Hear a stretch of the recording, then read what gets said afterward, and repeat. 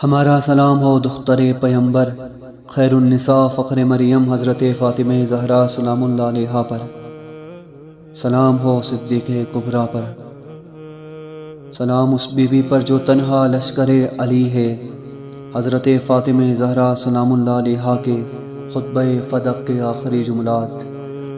اے فرزندان قبلہ، آیا یہ مناسب ہے کہ میں باپ کی میراث سے محروم رہوں، جبکہ تم یہ دیکھ رہے ہو اور سن رہے ہو اور یہاں موجود ہو؟ میری پکار تم تک پہنچ چکی ہے اور تمام واقعے سے باخبر ہو۔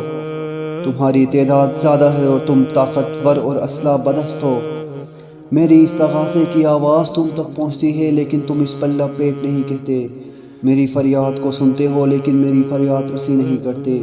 تم بہادری میں معروف و نیکی و خیر سے موصوف ہو، خود نخبہ و نخبے کی اولاد ہو۔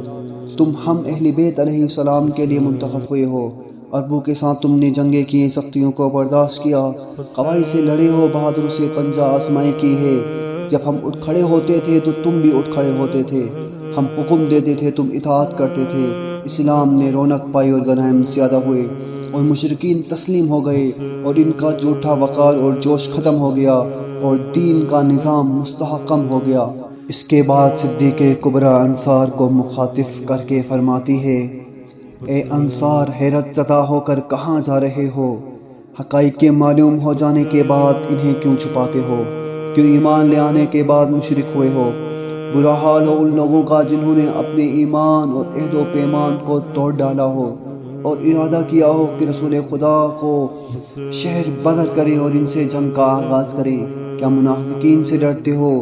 حالانکہ تمہیں تو صرف خدا سے ڈرنا چاہیے تھا۔ لوگوں میں گویا دیکھ رہی ہوں کہ تم پستی کی طرف جا رہے ہو اور اس آدمی کو جو حکومت کرنے کا اہل ہے اسے دور ہٹا رہے ہو، اور تم گوشے میں بیٹھ کر عیش و نوش میں مشغول ہو گئے ہو۔ زندگی اور جہاد کے وسیع میدان سے فرار کر کے راحت طلبی کے جھوٹے محیط میں چلے گئے ہو۔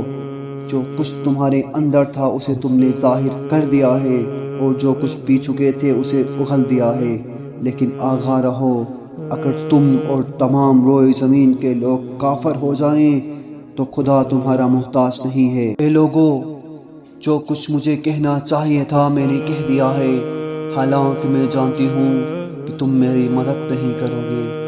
تمہارے منصوبے مجھ سے مخفی نہیں، لیکن کیا کروں، دل میں ایک درد تھا کہ جس کو میں نے بہت ناراحتی کے باوجود ظاہر کر دیا ہے تاکہ تم پر حجت تمام ہو جائے۔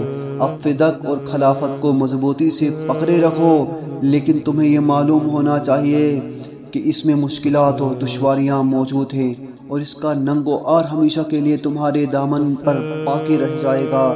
اللہ تعالیٰ کا خشم اور غصہ اس پر مزید ہوگا اور اس کی جزا جہنم کی آگ ہوگی۔ اللہ تعالیٰ تمہارے کردار سے آگاہ ہے۔ بہت جلد ستمگار اپنے اعمال کے نتائج دیکھ لیں گے۔ لوگوں میں تمہارے اس نبی کی بیٹی ہوں کہ جو تمہیں اللہ کے عذاب سے ڈراتا تھا۔ جو کچھ کر سکتے ہو اسے انجام دو، ہم بھی تم سے انتقام لیں گے۔ تم بھی انتظار کرو اور ہم بھی منتظر ہیں۔